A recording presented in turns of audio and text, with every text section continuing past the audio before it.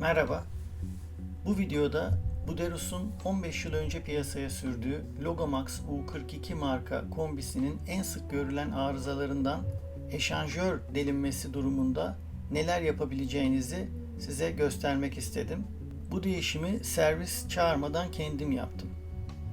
Tamirata başlarken ilk önce kombinin içindeki suyu tamamen boşaltmamız gerekiyor. Bunun için şebeke giriş suyunu kapatıp kombi doldurma musluğunu sonuna kadar açıyoruz. Ardından sıcak su musluğunu açıyoruz. Böylelikle kombinin içindeki su tamamen boşalıyor. Bunu bar işaretinin düşmesinden de anlıyoruz. Ardından gazı kesiyoruz. Yaklaşık 15 yıldır sorunsuz kullandığımız kombi bu sene alttan su akıtmaya başladı. Bar göstergesi yükseliyor ve alttan sürekli su akıtıyordu.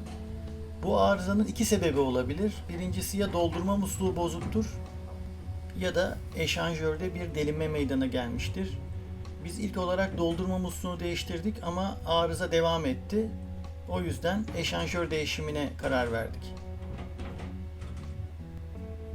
Tamirata ilk olarak kombinin dış kasasını çıkararak başlıyoruz.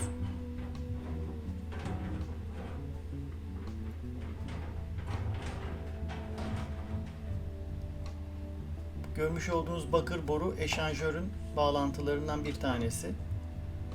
Daha sonra kombinin ön kapağını 4 vidayı açarak çıkartıyoruz. Bu arada eşanjörden de kısaca bahsetmek gerekirse eşanjör iki farklı sıvının aynı sistem içerisinde birbirine karışmadan dolaşmasını sağlayan ve bu sıvılara ısıyı ileten bir ekipmandır. Eşanjörün içinde şebeke suyu ve kalorifer suyu ayrı ayrı kanallarda aralarında çok ince bir katmanla dolaşır. Bu katmanlar delindiği zaman yüksek basınçlı şebeke suyu kalorifer tesisatının içine, yani düşük basınçlı kalorifer tesisatının içine girer. Bu da kombide bar yükselmesi ve alttan su kaçağına sebep olur. Evet, ön kapağı açtıktan sonra şimdi yanma odasını açacağız. 2 adet kelebek anahtar yanma odasını sabitliyor ve üstte 2 tane de vida var. Önce kelebek anahtarları gevşetiyoruz.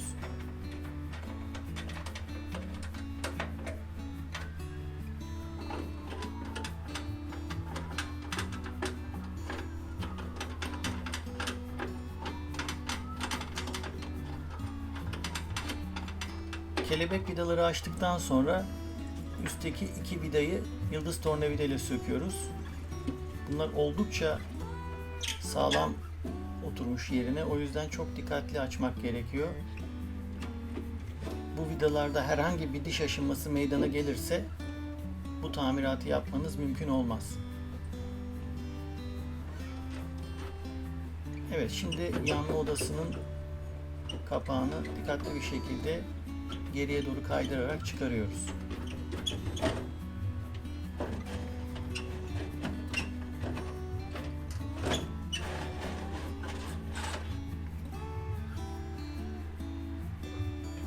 İçinde izolasyon malzemesi olan bir kapak.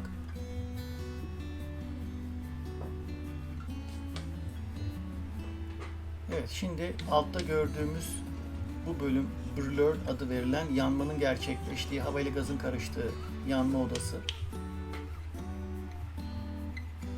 Bu tamiratın birçok aşamasında yakın plan çekimler yaparak telefonuma kaydettim. Neyin nerede olduğunu görmek için daha sonra kontrolü çok iyi oluyor. Herkese de bu şekilde tamirat yapmasını öneririm. Özellikle ilk defa yaptıkları bir işlemse.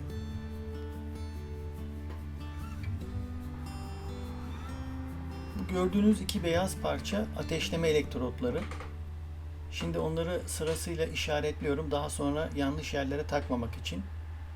Yerleri karışmasın diye. Bunlardan biri ateşleme, diğeri topraklama elektrodu. Kombide yanmayı sağlayan parçalar bunlar.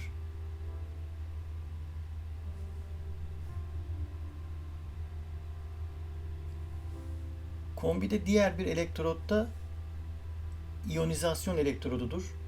İyonizasyon elektrodu brülörde bir yanma gerçekleştiğinde alevin algılanması için elektronik devre kartına yardımcı olan bir elektrik bileşenidir.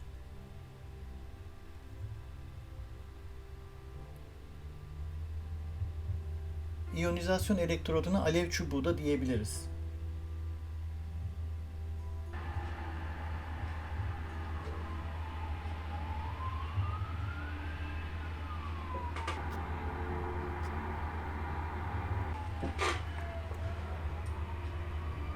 Eşanjörün içine giren ısı probunun da elektrik bağlantılarını işaretledim. Bu kombide bir de hava prostestatında da arıza vardı. Bu gördüğünüz beyaz duvara yapışık gibi duran parça. Onu da değiştireceğim.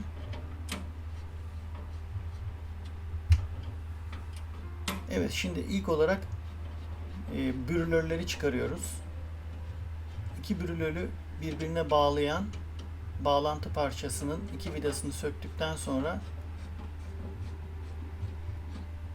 bağlantı parçasını kaydırarak çıkaracağım.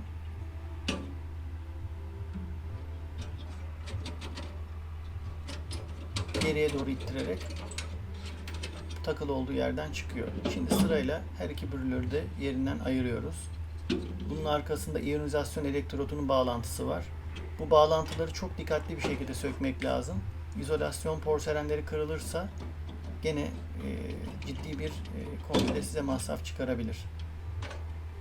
Bu da sol parça. Görüyorsunuz altta ateşleme elektrodlarının bağlantıları var.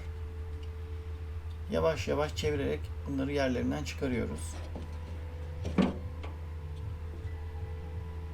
Şimdi yanma odası brülörler çıktıktan sonra görüyoruz alt tarafını. Oldukça kirli. 15 yıllık. Bakım yapılsa da bu bölgelere bakım yapmak oldukça zor oluyor. Onun için şimdi kendim içini süpüreceğim.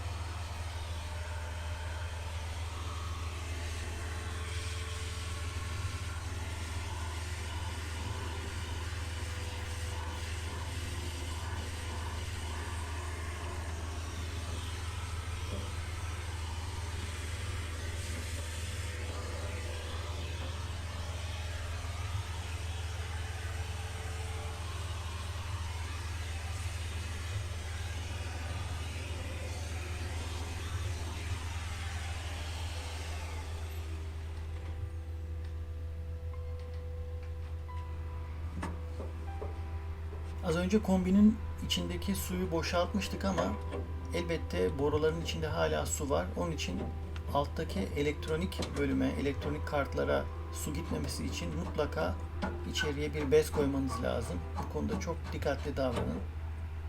Şimdi eşanjörün bağlantılarını sırasıyla açıyoruz. 4 yerden bağlantısı var. İkisi tesisat suyu, diğer ikisi de kalorifer suyuna giden bağlantılar.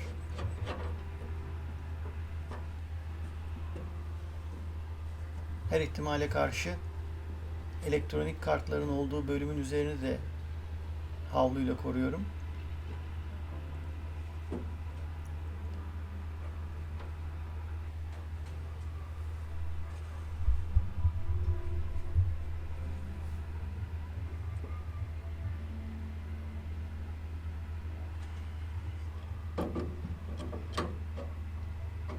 Bizim kombi mutfakta özel bir bölüme yerleştirildiği için çalışması oldukça zor oldu. Genelde serbest alanda duran kombilerin yan kapağını da açarak kombinin yan tarafından da bu vidaları sökmek mümkün olur. O zaman bu iş çok çok daha kolay olacaktır. Bizimki oldukça zor oldu. Hele bu arkadaki vidalar gerçekten bunları sökmek epey zorlayıcıydı. Çok hassas davranmak gerekiyor. Dişleri bozmamak açısından. Çünkü çok pahalı bir parça değiştiriliyor. Eğer bu parçayı değiştirirken bir zarar verirseniz kombinin kendisine, bu kombide geri dönüşümsüz bir hasar ve değişimi ne kadar gidebilir, size çok ciddi masraf çıkarır. Bu işin maliyetinden de size bahsetmek istiyorum. Ben bu değişimi 2023 Kasım ayında yaptım. Bir yıl önce. Bir yıldır kombiyi gayet sorunsuz bir şekilde kullanıyorum. O zaman bana söylenilen eşanjör değişim ücreti 8.000 liraydı. Servis bana bu ücretin 4.500 lirasının parça, 3.500 lirasının ise işçilik olduğunu söylemişti. O dönemde yeni kombi fiyatları ise 18 ile 30.000 arasında değişiyordu. Ben eşanjörü 3.500 liraya satın aldım. Hatta aldığım yerdeki arkadaşların bana uyarısıyla şu an bu çıkardığım eşanjörü de hurdacıya sattım. Yaklaşık 1.000 lirada oradan bir geri dönüş oldu. Çünkü bu saf bakır olduğu söylendi. Bu parçayı mutlaka geri dönüşüme satın dediler. Ben de o şekilde davrandım. Yani bana yaklaşık 2.500 liraya mal oldu. 8.000 lira olarak söylenen tamirat. Evet, şimdi eşanjörü yerinden söküyoruz. İlk olarak az önce bahsettiğim ısı probunu söktüm. Şimdi eşanjör 4 bağlantı söküldükten sonra kaydırılarak yerinden çıkarılıyor.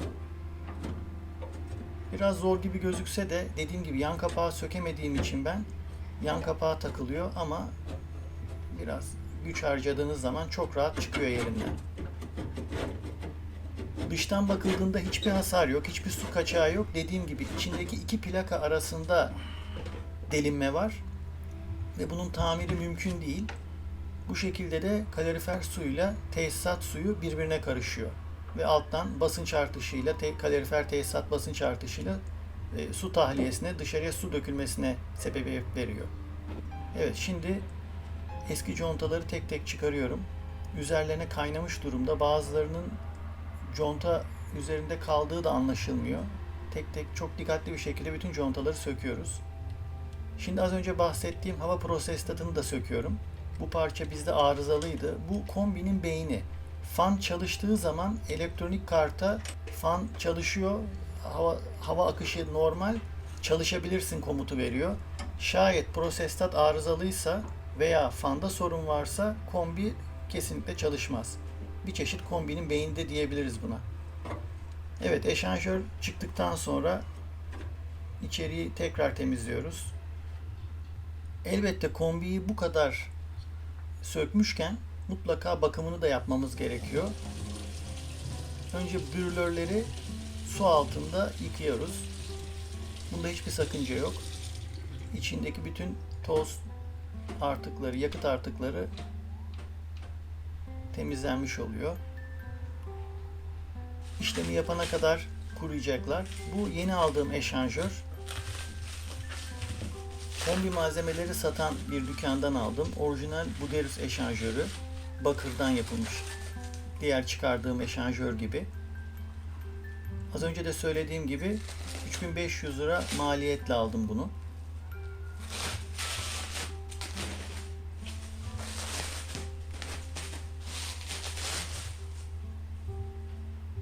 Bu arada bizim çırak içeri girmek için çok ısrar etti. Onu da yardım için yanımıza alıyoruz.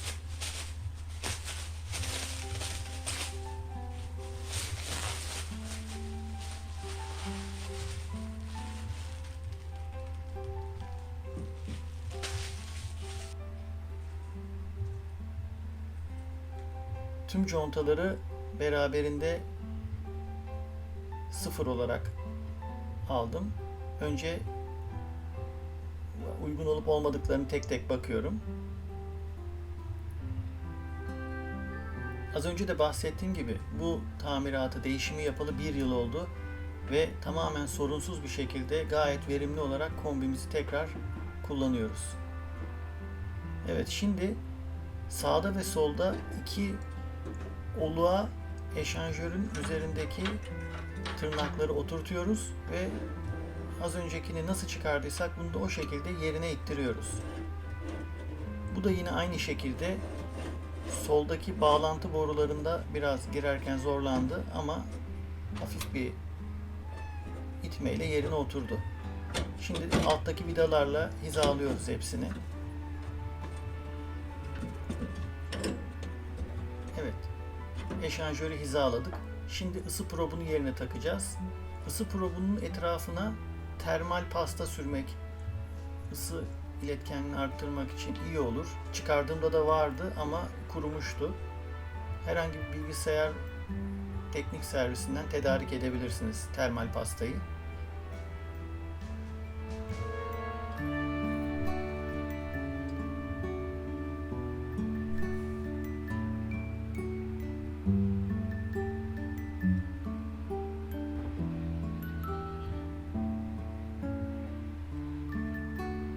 Probu yerine yerleştiriyoruz. Kablolarının bağlantısını az önce bahsettiğim gibi fotoğrafını çekmiştim yanlışlık yapmamak için. Uygun şekilde bağladım. Evet, şimdi eşanjöre ince bir hizalama yapıyoruz. Son hizalamayı. Ve 4 vida ile onu sabitleyeceğiz aşağıdaki somunlarla. Dikkat ettiyseniz eşanjörün 4 bağlantısı da yatay bir bakır boru ile birbirine sabitlenmiş. Bu işi biraz zorlaştırıyor çünkü her birini ayrı ayrı kontrol etme imkanımız olmayacak. Bir blok halinde hareket edecekler. En ufak bir boy sorununda su kaçağı olabilir, bağlantıyı zorlayabilir. Evet, şimdi contaları yerlerine dikkatli bir şekilde yerleştiriyoruz.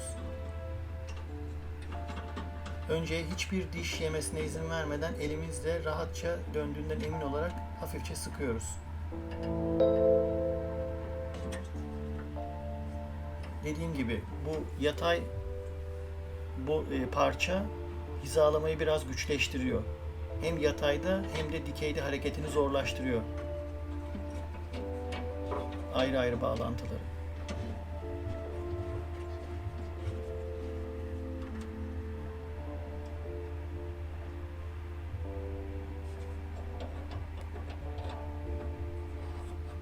Özellikle bu arkadaki büyük vidalarda oldukça sorun yaşadım.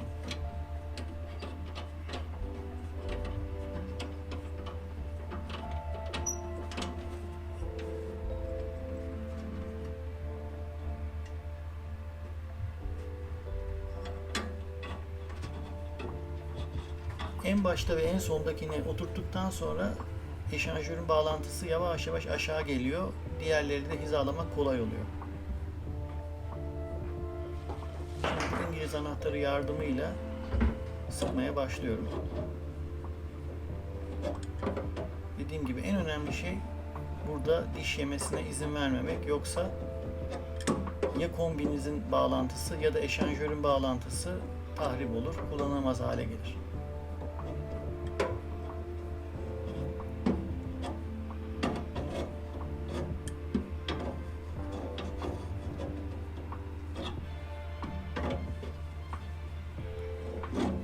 Diğer İngiliz anahtarıyla zorlandığım için bu karga burun İngiliz anahtarını tercih ediyorum.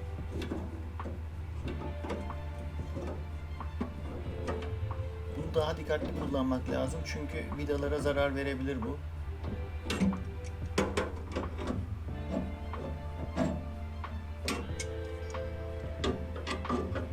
Evet, söylediğim gibi arka bölümdekileri sıkmak oldukça zor. Minik minik hareketlerle sıkabiliyoruz. Montaj esnasında beni en çok zorlayan bu somun oldu. Sondan ikinci olan. Çünkü arada bahsettiğim bu yatay parça yüzünden kombi parçasıyla, bağlantısıyla eşanjörün bağlantısı bir türlü birbiriyle ağızlaşmadı. Bir araya getirmek oldukça zor oldu.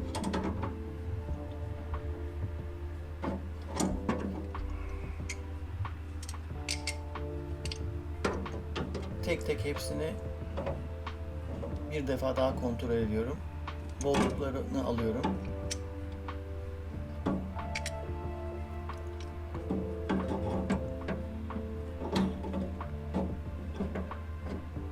Aşırı güç vererek dişlerin hasar görmesini de istemiyorum.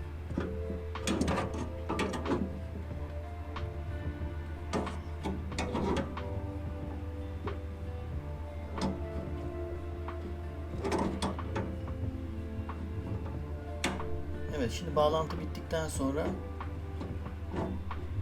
kontrol için şebeke suyunu açacağım.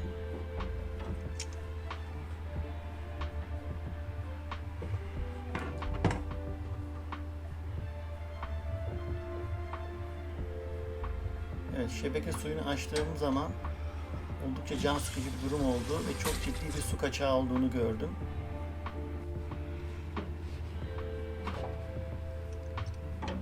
Tekrar tüm somunları birer defa daha sıktım.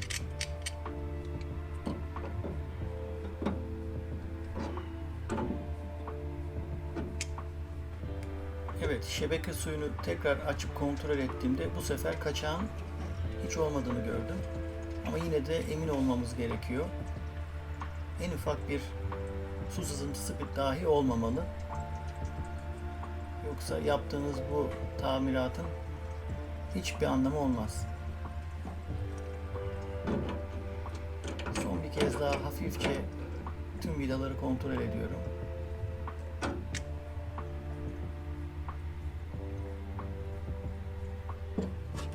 Zemini kuruladıktan sonra bir peçete yardımıyla tek tek tüm bağlantılara bir kez daha bakıyorum.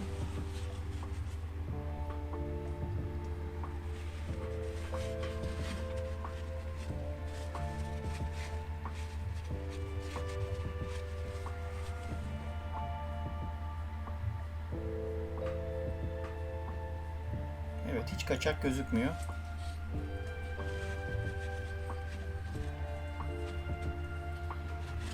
Yine de emin olmak lazım.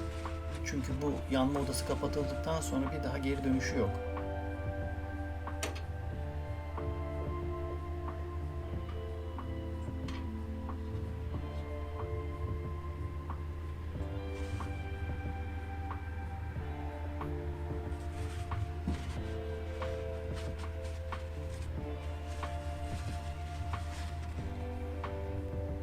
Bu tamirat aşamasında telefonla kaydetmeyi iki sebepten dolayı yapıyorum. Birincisi söktüğüm parçaları yanlış yerlere takmamak. İkincisi de size bu şekilde yakın plan çekim yapabilmek. Bunlar telefonla çektiğim görüntüler. Gayet sağlam bağlantı noktaları gözüküyor.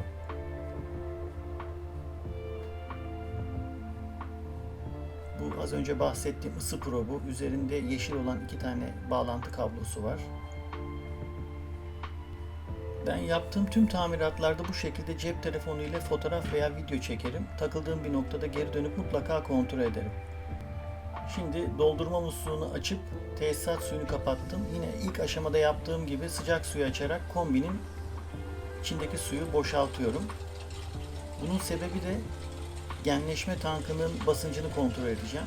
Az önce söylediğim gibi bu kadar detaylı bir işlem yaparken, kombinin içini bu kadar açmışken bakımını da yapmak gerekir.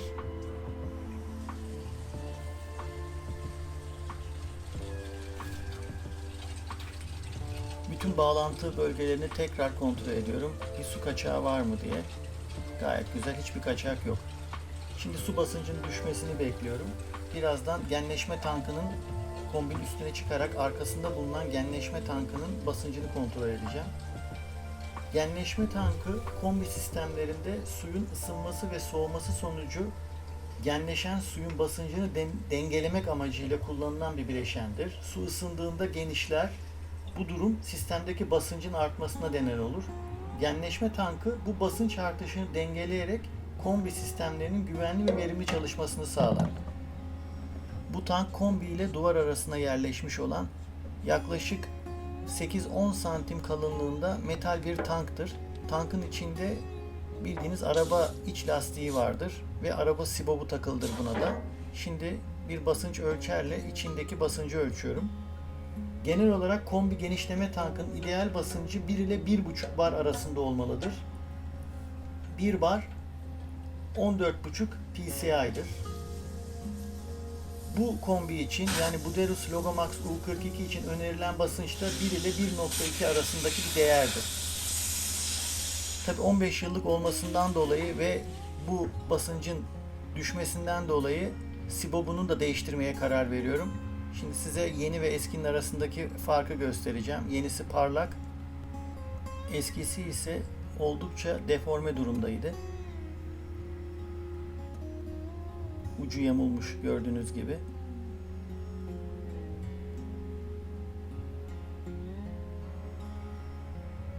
Şimdi bir araba sibop tornavidasıyla yeni sibobu yerine yerleştiriyorum. Normalde kombi tamircileri bunu otomatik makinelerle şişiriyor. Benim elimde bu tür bir cihaz olmadığı için standart bir ayak pompasıyla şişireceğim. Az önce bahsettiğim basınç değerinin üzerine kadar şişirip sonra kontrollü olarak basıncı azaltıp uygun noktada duracağım.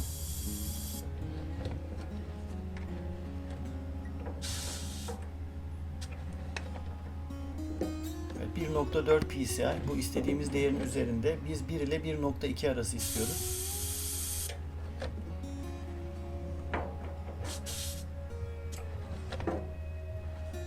%3'e geldik. Genleşme tankı kombideki su eksiltme arızasının en büyük sebebidir. Bu tankta hava olmadığı zaman kombi sürekli su eksiltir.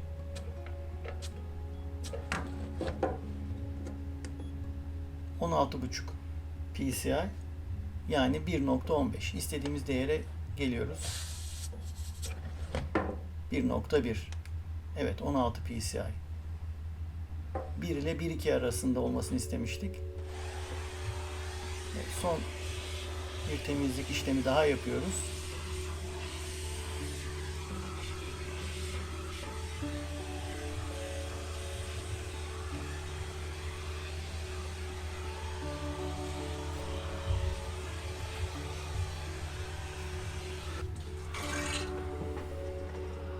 Tekrar kombiye basınçlı suyu veriyoruz.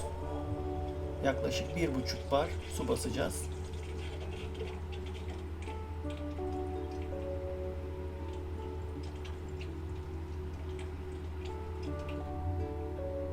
Evet, 1,5 bara geldi. Doldurma musluğunu kapattık. Şimdi sırada brülörlerin takılması var.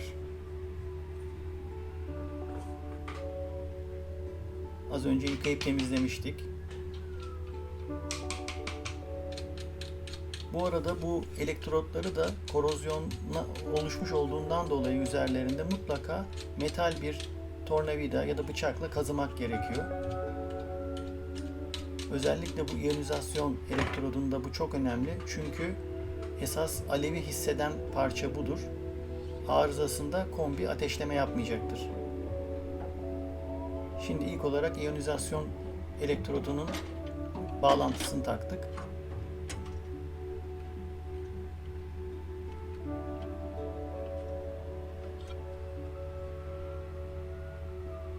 Görmüş olduğunuz bu delikler gaz giriş delikleri.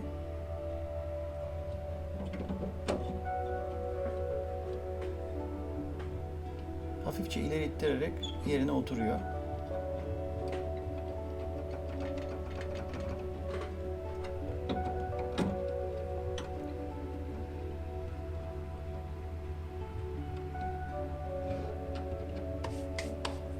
Şimdi brülörün sol parçasını takıyoruz. Burada da topraklama ve ateşleme elektrotları var. Onları da temizleyeceğiz.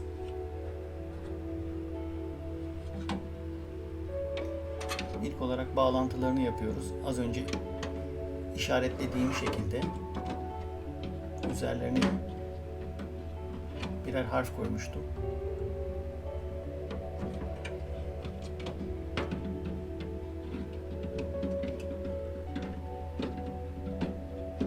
Bunu da aynı şekilde hizaladıktan sonra hafifçe ittirerek yerine oturtuyoruz.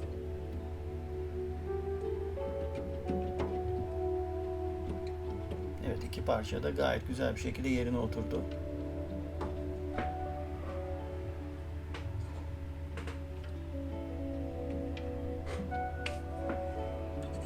Dediğim gibi bu elektrotların da uçlarını kazıyarak oluşmuş olan korozyonu temizliyoruz. Şimdi bağlantı parçasını takacağız.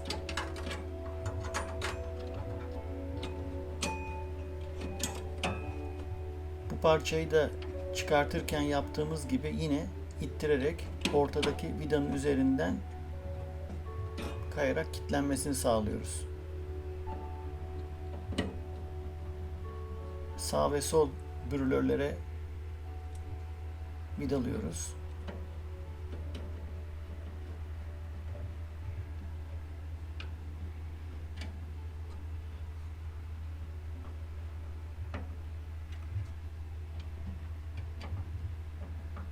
Gaz kaçağı olmaması için her iki parçanın da yere paralel bir şekilde yuvalarına temiz ve düzgün bir şekilde oturduğundan emin oluyoruz.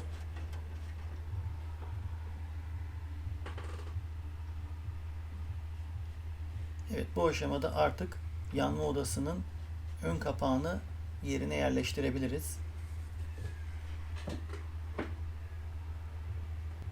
Yeni eşanjörümüzün üzerinde de tıpkı eskisinde olduğu gibi tırnaklar var.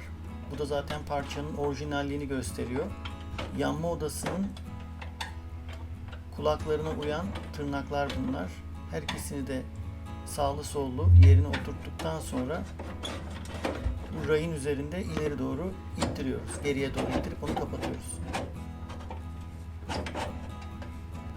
Satın aldığınız parçanın orijinal olmasının ne kadar önemli olduğunu burada bir kez daha görüyorsunuz. Çünkü bu tırnaklardaki en ufak bir hata, boy hatası bu kapağın kapanmasına izin vermeyecek. Doğal olarak da kombinizi kullanamayacaksınız.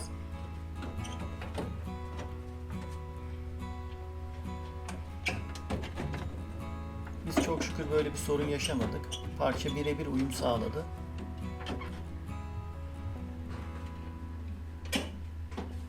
Evet, her taraftan oturduğuna emin oluyoruz.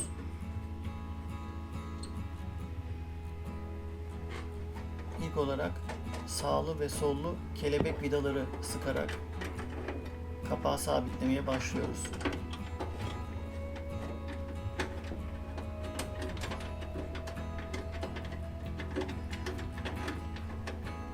Her yıl yapılması önerilen kombi bakımlarında bu videoda göstermediğim iki parça daha temizleniyor. Bunlardan bir tanesi yukarıda gördüğünüz rüzgarın etkisiyle dönen fan.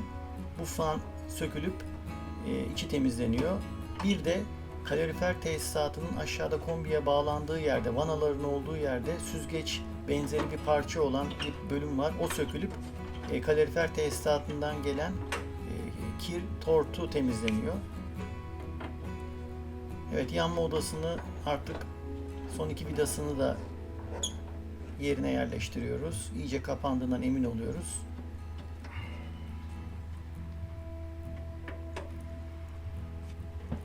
Az önce bahsetmiştim. Prosestat, hava prosestatı. Bunu da değiştireceğiz. Eskisini nasıl taktığımı kontrol ediyorum. Ona göre yenisini takıyorum.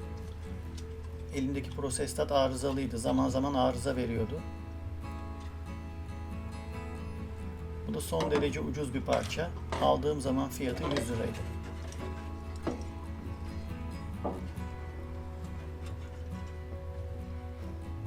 Bunlar da prosestattan anakarta giden bağlantı kabloları.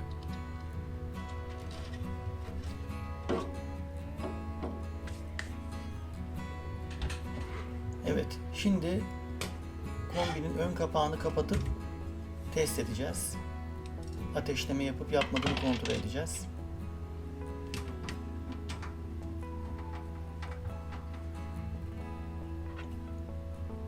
Bu kapak kapanmadan kombi asla ateşleme yapmıyor. Bu da aklınızın bir köşesinde bulunsun. Çünkü denedim. Hatta bir arıza olduğunu sandım. Fakat kapağı elimle kapattığım zaman ateşleme yaptığını gördüm. O yüzden kapağı kapatıp bir kez daha deneyeceğim. Şimdi sıcak suyu açıyorum. Yanma odasını gözlüyoruz. Ve evet, ateşleme yaptı.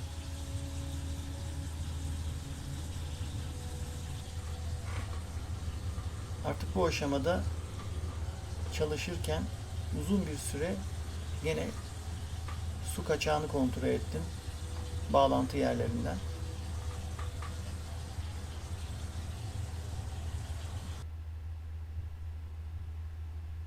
Sırada kalorifer tesisatının kontrolü var. Onun için de oda termostatını istediğim sıcaklığı yüksek bir değere getirip hemen yanmasını sağlayacağım kombinin.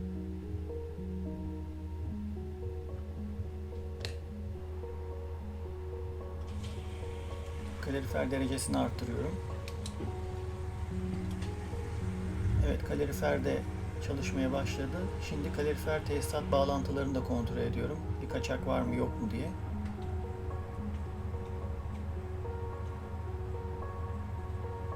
Tek bir damla kaçak bile olmamalı.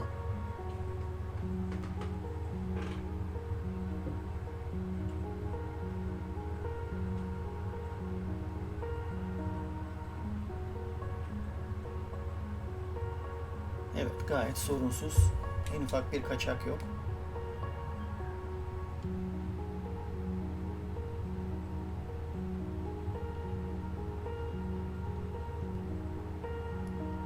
Ben bu kaçak kontrolüne epey zaman ayırdım. Çünkü tekrar geri dönüp aynı işlemleri yeniden yapmak istemiyordum. Emin olunca da kombinin ön kapağını kapattım.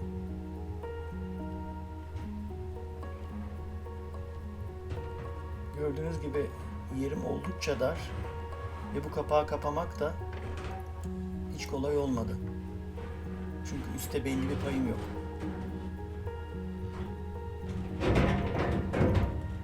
Kapak yerine oturduktan sonra altta kapağı kasaya tutturan iki vida var. Onları sıkıyoruz.